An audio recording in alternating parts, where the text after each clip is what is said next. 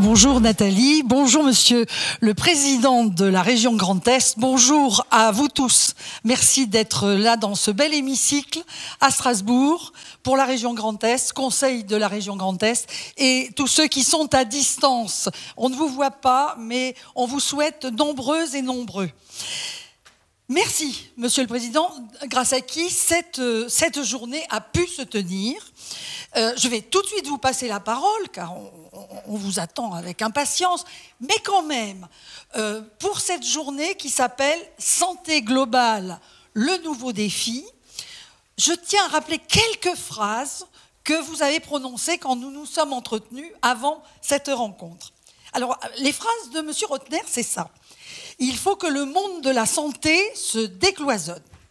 Il faut qu'il soit davantage en lien avec le monde industriel, avec le monde de l'innovation. Car pour vous, Monsieur le Président, la santé, ce n'est pas simplement un acte de soin, c'est aussi un élément moteur du développement durable, de l'économie, de l'attractivité du territoire. Et ce territoire, rappelons-le, est jouxte 4 autres pays, la Suisse, l'Allemagne, le Luxembourg, la Belgique. Donc on se sent au cœur de l'Europe. Monsieur le Président Rotner, c'est à vous. Merci beaucoup et bonjour à toutes et tous, que vous soyez ici dans cet hémicycle strasbourgeois, que vous soyez à distance.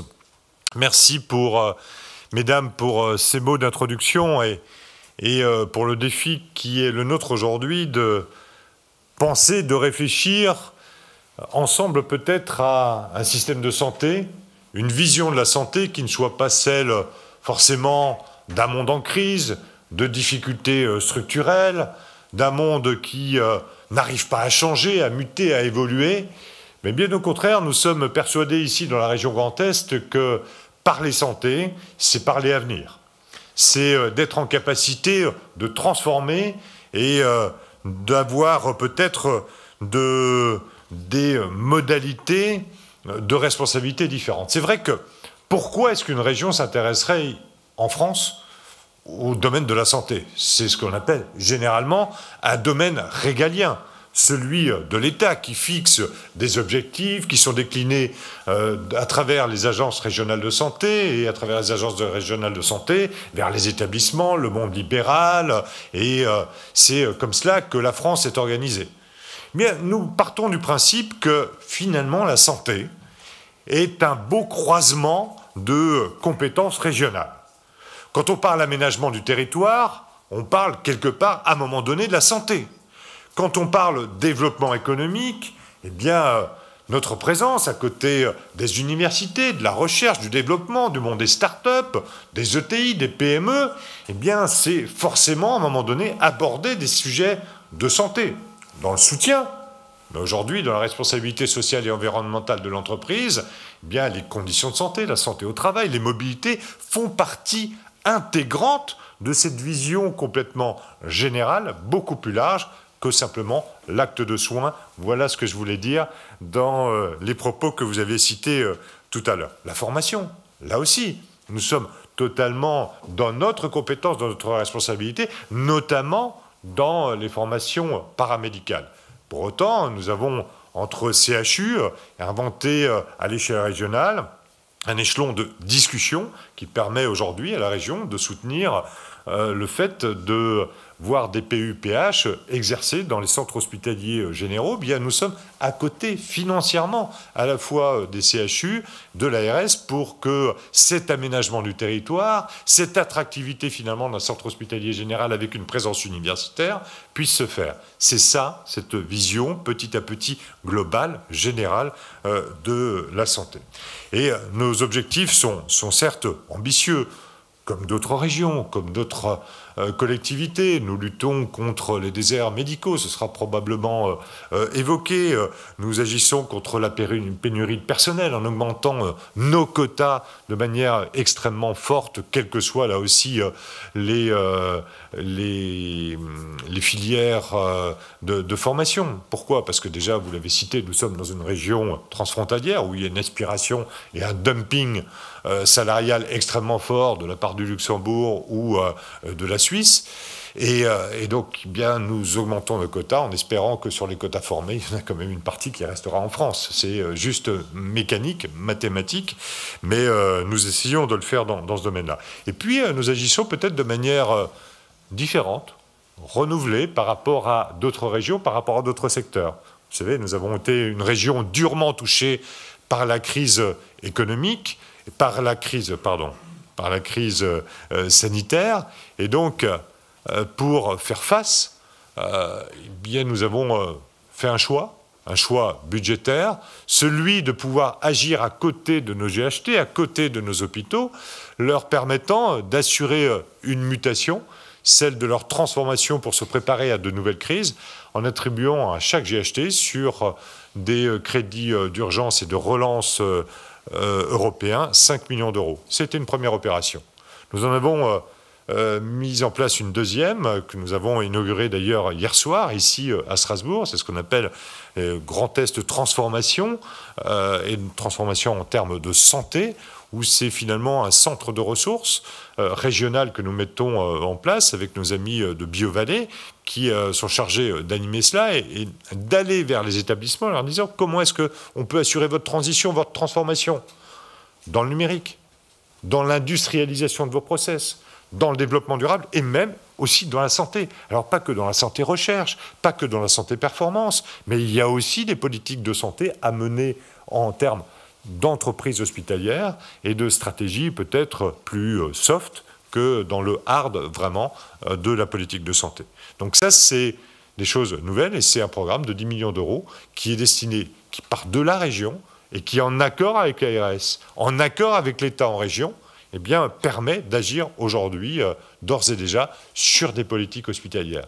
C'est pas si fréquent d'avoir cette forme de logique, mais c'est vraiment d'essayer d'intégrer toutes nos politiques régionales dans un ensemble, et dans un ensemble cohérent qui soit bien lu. Mais c'est de venir aussi secouer, c'est le discours que j'ai tenu hier soir aux chefs d'établissement, en leur disant « sortez de votre monde, sortez de votre univers, venez rencontrer sur le territoire celles et ceux qui font l'innovation ».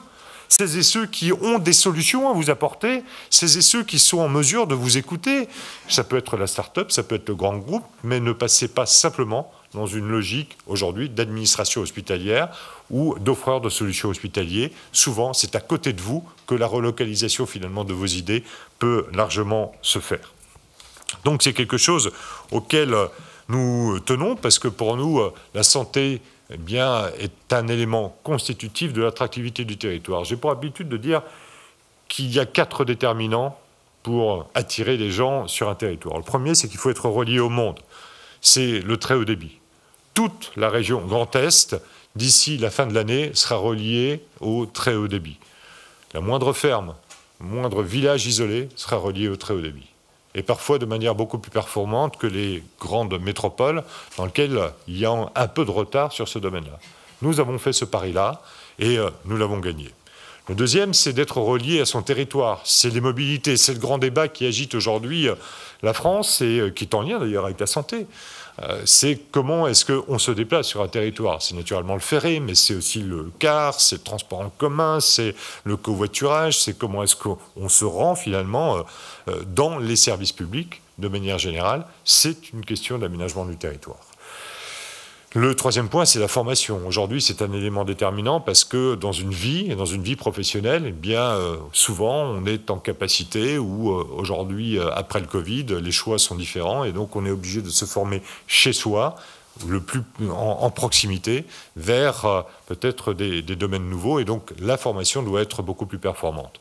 Le choix que nous avons fait, par exemple, en matière de formation paramédicale, c'est de former au plus près des territoires, en ouvrant parfois des IFSI dans des villes, des les centres-bourgs de 6 000 habitants. Nous localisons aujourd'hui des IFSI où on forme des aides-soignantes, des infirmières. Et le quatrième point, c'est la santé. Les 3 premiers points, nous avons une compétence clairement affichée. Le quatrième point, la santé, parce que quand on s'installe sur un territoire, on veut savoir où on est en capacité d'accoucher, où nos enfants seront soignés, où on est en capacité d'être pris en charge, est-ce qu'il y a un médecin généraliste qui va encore nous accepter. Eh bien, tout cela, ça fait partie de l'aménagement du territoire, ce n'est pas notre compétence propre, mais c'est juste un facteur essentiel et déterminant dans ce domaine-là. Donc ces 4 points, c'est un acte politique majeur, c'est un projet de mandat, c'est un investissement extrêmement fort, ce sont de nouvelles responsabilités, c'est à l'intérieur de cette maison une vice-présidente en charge de ces sujets, c'est une mission santé avec une ancienne directrice d'hôpital qui connaît le sujet, qui est en capacité de connaître les territoires, qui sait comment bien on monte aujourd'hui des projets médicaux, et donc nous nous sommes préparés à assumer juste cette responsabilité pour innover, parce que le système de santé de demain, eh bien c'est pour moi plus d'innovation, c'est plus de durabilité, c'est plus de temps pour les soignants, c'est plus d'attractivité pour les professionnels. Et si je suis là et si nous avons organisé cette réunion, cette rencontre aujourd'hui, c'est aussi pour réfléchir de manière différente que le débat souvent très polémique et sensitif que l'on sent en France, où on part du principe que rien ne va, que le système de santé est foutu, qu'il faudrait renverser totalement la table. Souvent, parfois, les solutions sont simples, elles sont devant nous. Ça ne peut pas être simplement des augmentations salariales, même si elles sont importantes et nécessaires. C'est vraiment de retrouver, je crois, du sens, des perspectives et des solutions qui sont parfois des solutions que l'on trouve juste à côté de chez soi. C'est comme ça que nous travaillons, en tout cas, dans tous les domaines, avec une vision partenariale, avec une vision entrepreneuriale, avec une vision volontaire, une vision ambitieuse. Pour moi, ce n'est pas simplement de placer la région Grand Est en tête de tel ou tel classement, c'est simplement de travailler sur le bien-être des professionnels, bien-être des habitants, et que finalement, notre région soit identifiée comme une région un peu test, expérimentale, dans lequel on ose prendre des risques, on ose connaître des échecs, mais avant tout, on construit et on construit ensemble. Et je vous remercie en tout cas d'avoir accepté d'être aujourd'hui à Strasbourg avec nous pour réfléchir et nous aider encore à progresser.